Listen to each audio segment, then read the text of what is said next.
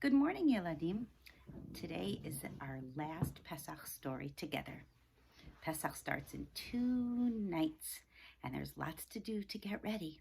So we're going to read this story today. It's called The Matza Ball Fairy. It's a funny story about how one family prepares for Pesach. All right, let's go. Let's put a little closer. You can see the pictures better. The Matza Ball Fairy.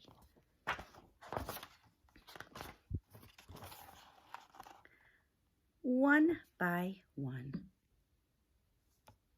Frida Pinsky dropped her matzo balls into the big pot of chicken soup. It was the first night of Pesach, and the whole Pinsky family was coming to Frida's house for the Seder. "Please be light and fluffy," she pleaded as she stirred the matzo balls around the soup. "Please puff up and float." But the matzo balls just sat on the bottom of the pot like dozens of little stones. Suddenly, a soup bubble popped and splashed, and a tiny plump woman appeared next to Frida's stove. Startled, Frida jumped. Her soup ladle flew from her hand, pitching a matzo ball onto the counter with a wet thud. The tiny woman pointed a dimpled finger at the round lump. "You call that a matzo ball?" she gurgled. "Who are you?" Frida asked, no more amazed than she actually was frightened. "I'm the matzo ball fairy." The woman sounded as if she was speaking through water. "I came in through the soup." As Frida stared open-mouthed, first at her soup pot and then at the fairy, the little woman poked the matzo ball with her foot and said, "Like lead, isn't it?" Frida frowned. "A real fairy would help, not make fun." "But of course I'll help. That's why I'm here." The woman pulled a small envelope from her pocket. "Here," she pushed it into Frida's hand. "A pinch of this and the matzo balls at your Seder will be the lightest, fluffiest matzo balls anywhere." Real magic. Frida couldn't wait. Holding the precious envelope in one hand, with the other hand she grabbed matzo meal, eggs, and oil and measured them into the bowl. The fairy watched as Frida began to add the powdery grains of magic. "Be careful," she warned. "Use only one pinch." Frida nodded, but she wasn't really listening. She didn't even hear the matzo ball fairy splash back into the soup pot. Frida blended the magic powder into the batter. It made her spoon cut through the thick mixture as if it were whipped cream. "If one pinch is this good," Frida said to herself, "imagine how wonderful my matzo balls would be if I used a little more." And she stirred in 2 more pinches of the magic powder. That night, all the Pinskys gathered. They gathered around the beautiful Seder table. When it was time for the soup, Uncle Solly's eyes opened very wide. So did his mouth. He gobbled up 4 of Frida's matzo balls and asked for another. "These are the lightest, fluffiest matzo balls I have ever tasted," he said as he patted his stomach. "Solly's absolutely right," agreed the Pinskys from Vermont, taking second helpings. "These taste lighter than air." "Indeed," nodded the Pinskys from Florida, as they held out their soup bowls for more. Even the Philadelphia Pinskys, who usually didn't eat much, asked for seconds. Frida beamed as she watched her family eat.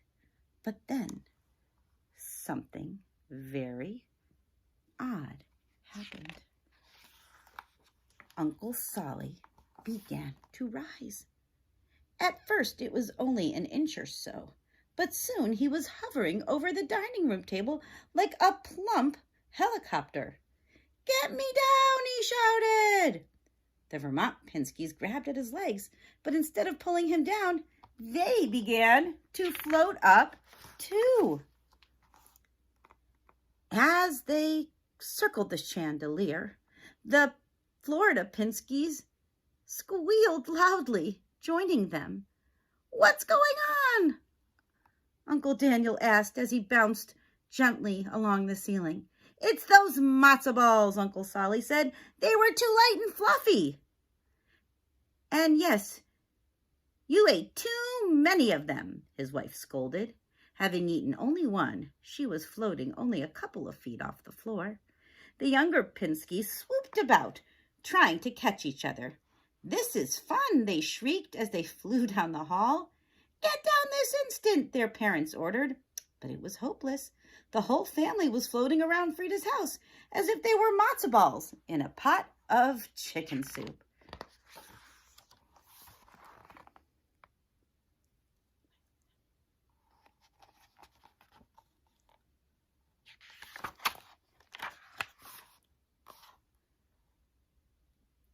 "Just how much powder did you put in the matzo balls?" a gurgly voice whispered in Frida's ear. "Oh, thank heavens you're here," Frida called. "Help us. How can I get everyone back down?" The fairy chewed her lip as she considered the problem. "They are floating," she explained, "because they are eating something lighter than air. To come down, they have to eat something heavy." She looked around the kitchen. Her eyes lit up when she saw a pan filled with Frida's potato kugel. "There's your answer," she said, pointing to the pan. "Your potato kugel will do it. Give everyone a little of that, and they will come down."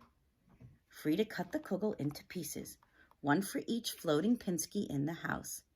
She dragged her kitchen stool into the dining room, stood upon it like a traffic officer, and as her relatives floated past, she handed them the kugel. It worked. One bite of kugel, and each flying Pinsky bumped back to the ground.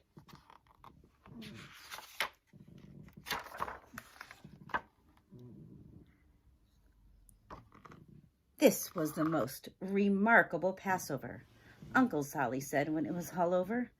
"Tell me, what did you put in those matzo balls?" Everyone listened as Frida told them about her visit from the matzo ball fairy.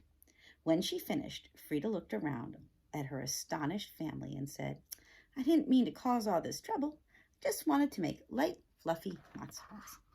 "Why didn't you ask me?" Grandmother Pinsky asked from the big armchair. "I taught everyone in the family to make matzo balls, and I would have taught you too."